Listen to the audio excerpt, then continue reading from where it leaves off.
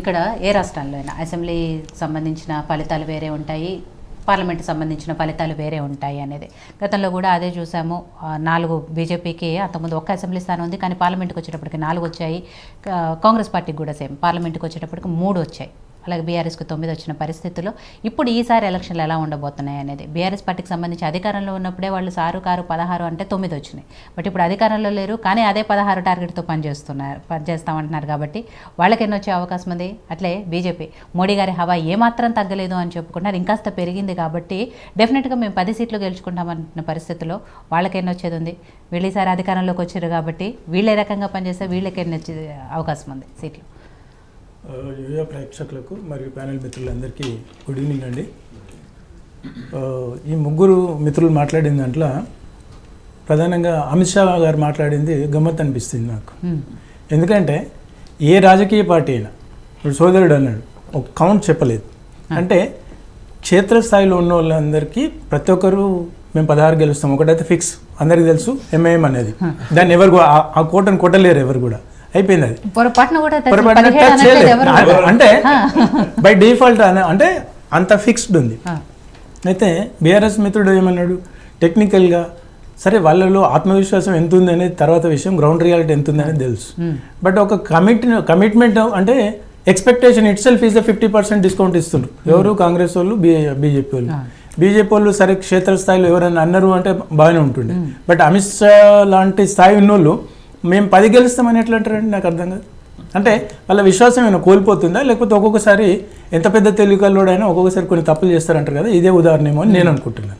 దేశ రాజకీయాల్లో ఉన్నోళ్ళు 400 అంటారు, 100. ఇప్పుడు మొన్నటిదాకా బీఆర్ఎస్ మిత్రులు ఏమని, మేము 90 గెలుస్తాం, మేము 80 గెలుస్తాం. ఎగ్జాంపుల్ అంటే అన్సర్టనిటీ కొంత బ్యాలెన్స్ చేయాలి. బట్ 6 ఎక్కడ వదిలేసుకుంటాడు అమిత్ షా గారు, నాకే అర్థం కాదు. సరే ఏదేమైనప్పటికీ కూడా గతంలో ఇప్పుడు మోడీ గారి చరిష్మా పోయింది, లేకపోతే రాహుల్ గాంధీ గారిది ఎక్కడ బాగా వినికిడెక్కుంది అనేది ఇది ఊహాజనితం. ఎందుకంటే ఒక మున్సిపల్ గ్రామీణ ప్రాంతంలో జరిగేటువంటి సర్పంచ్ ఎలక్షన్స్, అదేవిధంగా రాష్ట్ర స్థాయిలో ఉన్నటువంటి అసెంబ్లీ శాసనసభ ఎన్నికలు, పార్లమెంటు విషయానికి వచ్చేసరికి కొన్ని సందర్భాల్లో శత్రువులు కూడా బీజేపీకి వేస్తారు. అంటే ఇవాళ ఉన్నటువంటి పరిస్థితి ఒక ఇంటర్నేషనల్ అఫైర్స్ విషయంలో తీసుకున్న, ఒక మోడీ గారి విదేశ విధానాన్ని బట్టిన అవన్నీ పారామీటర్స్ చాలా చూసుకుంటే మోడీ గారి చరిష్మా నడుస్తుందన్నమాట వాస్తవం. అది ఎవరు అవునన్నా కాదన్నా, వాళ్ళ ప్రతిపక్ష పార్టీలకు కూడా వాళ్ళ అంతరాత్మకు తెలుసు, కానీ ప్రయత్నం చేయాలి కదా. వాళ్ళంతా వాళ్ళు అనలేరు కదా పాపం, వాళ్ళు కండువ కట్టుకొని ఈ మీటింగ్ హాల్ దాటిన తర్వాత వాళ్ళే చెప్తారు మోడీ గారే గెలవాలండి అంటారు.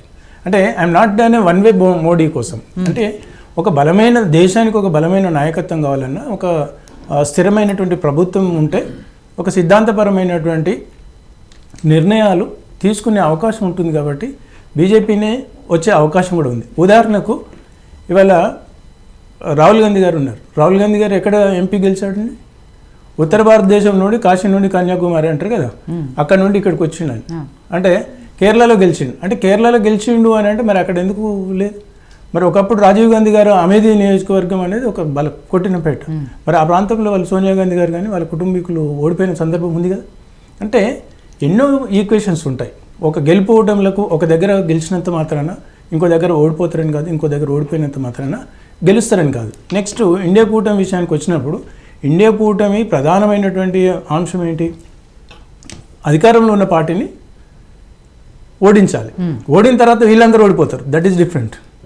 అంటే ఇది పెద్ద ఒక 10-30 పార్టీలు, ఒక ఎంపీ, 2 ఎంపీలు, 3 ఎంపీలు ఉన్నటువంటి ఒక పెద్ద కూటమి వాళ్ళందరూ కలిసి పనిచేస్తారని అయితే అనుకోవట్లేదు.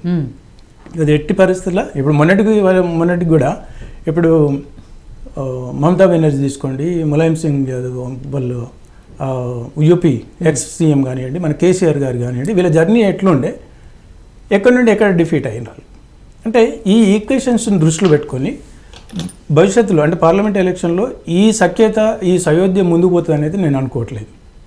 అదేవిధంగా ఇప్పుడు బీజేపీకి ఇక్కడ వచ్చిండ్రు అంటే 15% ఎక్కువ వచ్చిందంటే సంతోషించాలి. కానీ 15% ఊహించినటువంటి ఫలితం రాలేదని అడిగిందండి. వాళ్ళు ఊహించుకుని చేసుకున్నదే కదా అది, ఊహించుకొని చేసుకున్నదే అది, వాళ్ళు చేతులారా చేసుకున్నటువంటి. అసలు ఎక్కడ ఉన్నటువంటి పీక్ స్టేజ్లో ఉన్నటువంటి బీజేపీ మరి సరే ఏ నిర్ణయం వల్ల వాళ్ళకైందో అది స్వయం కృప రాదమంటారు కదా, అది జరిగింది. సరే ఏదేమైనప్పటికీ కూడా కాంగ్రెస్ పార్టీకి ఒక సంపూర్ణమైనటువంటి మెజారిటీ ఇచ్చారు తెలంగాణ రాష్ట్రంలో. అదే ఫలితం రేపు వస్తుందని కూడా మనం ఆశించలేము. ఎందుకంటే మళ్ళీ అదే చెప్తున్నాను, రాష్ట్ర స్థాయిలో జరిగినటువంటి ఎలక్షన్స్ వేరు, కేంద్ర స్థాయిలో జరిగేటువంటి ఎలక్షన్స్ వేరు. ఈ లోపల వీళ్ళ వైఫల్యాలు కూడా కొంత బయటకు వస్తుంటాయి. ఎందుకు వస్తుంటాయి అంటే ఉదాహరణ చెప్తున్నారు, రేవంత్ రెడ్డి గారు ఏమన్నారు, ఈ భారత రాష్ట్ర సమితి బీఆర్ఎస్ కేసీఆర్ గారు మొత్తం అప్పుల కుప్ప చేసిండు అని అన్నారు. మళ్ళీ ఇవాళ నేను అన్ఎక్స్పెక్టెడ్ లంక బిందెలు ఉన్నాయి అనుకున్నాను కానీ కుండలు వెళ్తున్నాయి అంటే నువ్వు ఆల్రెడీ మరి అంటే అప్పుడు ఏం చెప్పావు నువ్వు సభలలో పబ్లిక్ ఏం చెప్పావు అంటే నీకు తెలుసు కదా. ఇవాళ ఎక్స్పెక్టెడ్ ఏంటి అంటే ఒక మొరటుగా మీకు గ్రామీణ ప్రాంతానికి అర్థమయ్యేటట్టు చెప్తాను. ఒక నిరుద్యోగి ఉన్నాడంట, పెళ్లి చేసుకోరా అంటే నేనేం చేసుకుంటాను నాకేం ఇన్కమ్ లేదన్నాడంట. మళ్ళీ వాళ్ళ పెద్దనాయన చిన్నాయన ఇద్దరు కలిసి అరే నువ్వు బాగానే ఉన్నావు కదరా కొంచెం ఏదో ఒకటి చెప్పు అమ్మాయిని కన్విన్స్ చేయన్నాడంట. ఈ అబ్బాయి మళ్ళీ ఒక మ్యాచ్కి వచ్చేసి ఈయన ఏదో అబద్ధం చెప్పేశాడు. మ్యారేజ్ అయిపోయినాక ఆమె కొన్ని ఎక్స్పెక్టేషన్స్ ఉంటాయి. ఆ ఎక్స్పెక్టేషన్స్ ప్రతిదానికి చేస్తే మా నాయన అప్పు చేసిండు నా దగ్గర ఏం లేవు అంటే మ్యారేజ్ చేసుకున్న అమ్మాయి కొన్ని ఎక్స్పెక్టేషన్స్ ఉంటాయి, యూ షుడ్ గివ్ దట్. మీరు కష్టపడి పని చేయాలి. అలాంటిది ఇప్పుడు ప్రతిసారి బీఆర్ఎస్ పార్టీ అప్పులు చేసింది అంటే ఒక రకంగా బదనాం చేయొచ్చు, తప్పేం లేదు అందులో. నిజమంటే నిజమే చెప్తాం. కానీ ప్రజలు కూడా ఏమనుకుంటారంటే మీరు ఎంతసేపు అప్లై చెప్తున్నారు కానీ మాకు ఇస్తాన్న కమిట్మెంట్స్ ఏవి అందులో కొన్ని చేరుస్తున్నారు అనుకోండి, అప్పుడు కాన్ఫిడెన్స్ వస్తుంది. ఈ లోపల వీళ్ళ ప్రయత్నం ఏమంటే నాకు అర్థమైనంత వరకు ఈ అవకాశాన్ని పట్టుకొని భారత రాష్ట్ర సమితి ఇంకా ఊహించుకోకుండా వాళ్ళని పార్లమెంట్ ఎలక్షన్ లోపల ఎంత సాధ్యమైనంత వరకు ప్రజల్లో ఒక నెగిటివ్ క్రియేట్ చేయాలి. అంటే నిజంగా తప్పు చేస్తే వాళ్ళు కూడా బాధ్యులే. కానీ ఆల్టర్నేటివ్ సబ్స్టిట్యూట్ పబ్లిక్ కూడా ఏం చేస్తారంటే మీరు నువ్వు వచ్చి ఏం చేసినావు నాకు. ఉదాహరణకు నిరుద్యోగులు ఉన్నారు. నిరుద్యోగులు ఏమి ఎక్స్పెక్ట్ చేసినారు కాంగ్రెస్ పార్టీ నుండి? ద మూమెంట్ వాళ్ళు సైన్ చేయగానే మాకు 30 లక్షల మంది నిరుద్యోగులు మాకేదో స్ట్రాంగ్ డిసిషన్ తీసుకుంటారు, మాపై ఉద్యోగాల నోటిఫికేషన్స్ వేస్తారు అని అనుకున్నారు. ఇవాళ సుమారుగా అటు ఇటుగా తీసేస్తే 3 వారాలు అయిపోయింది కదా. అంటే 3 వారాలు అయిపోయింది, నెక్స్ట్ ఇంకో వారంలో కూడా ఏం జరుగుతుందో కూడా ఎక్కడేం క్లారిటీ లేదు.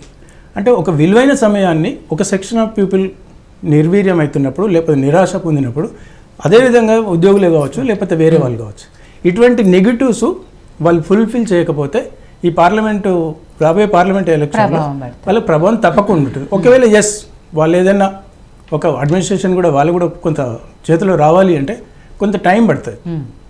ఇంకో 1 వీక్ టైం తీసుకొనియండి, ఇంకో 2 వీక్స్ టైం తీసుకొనియండి.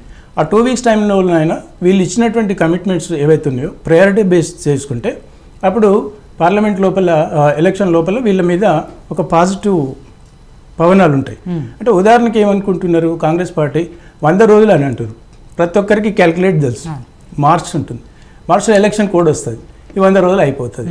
ఈ ఎలక్షన్ల వరకు వీళ్ళు మమ్మల్ని నమ్మిస్తున్నారు, ఈ ఎలక్షన్ కోడ్ వచ్చేస్తుంది మేము ఏం చేయలేమని అంటారు. ఈ లోపల ఎలక్షన్స్ అయిపోయినాక ఇంకేమి ఉన్నాయండి, గ్రామీణ ప్రాంతంలో రాజకీయం వాళ్ళు ఏమో కీ డిసిషన్ మేకింగ్ కాదు, ఇలా ఉంటాయి. కాబట్టి ఆ ఇంపాక్ట్ చాలా ఉంటుంది. ఇప్పుడు మిత్రుడు అన్నట్టుగా అంటే I'm not supporting for any party. Elections applications ఇవాళ ఒకటే రోజు 7.5 లక్షలు రాష్ట్ర వ్యాప్తంగా వచ్చినాయి. నేను స్వయంగా నా ఫ్రెండ్స్ గెస్టెడ్ ఆఫీసర్స్ ఉన్నారు, ఆ ధరణి అప్పుడు భూములు ఎట్లయితే తీసుకొని కార్లలో వచ్చి డబ్బులు తీసుకుపోయినారు అన్నారు, ఇవాళ అదే అప్లికేషన్స్ సిస్టంలో కూడా కార్లలో వస్తున్నారు, గోల్డ్ వేసుకొని వస్తున్నారు, 4 ఉంగరాలు పెట్టుకొని వస్తున్నారు, ₹1,00,000 ఇన్కమ్ ఉన్న వాళ్ళు కూడా అన్ని అప్లై చేస్తున్నారట. గ్యాస్కు టిక్ పెడుతున్నారు. సరే అప్లై చేయటం వేరు, లెట్ మీ వెయిట్.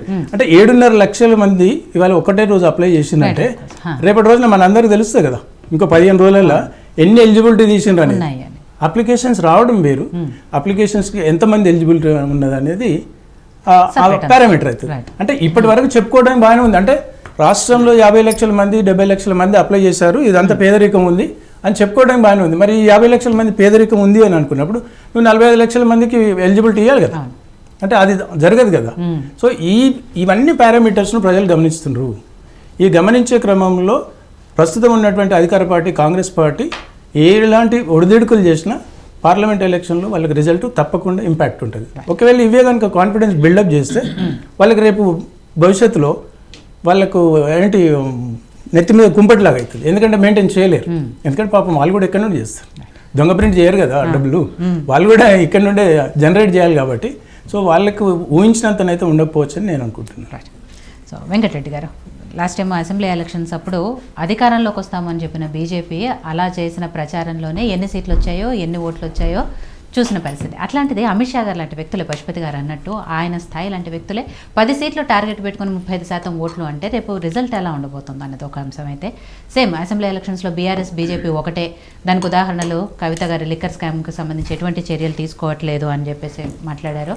ఇప్పుడు కూడా మళ్ళీ రేపు లోక్సభ ఎలక్షన్స్లో కూడా కాంగ్రెస్ పార్టీ అదే ప్రచారం చేస్తుంది. సో దాన్ని ఎదుర్కోవాల్సిన అవసరం కూడా ఉంది. కాబట్టి వీటన్నిటిని ఇప్పటి నుంచే గ్రౌండ్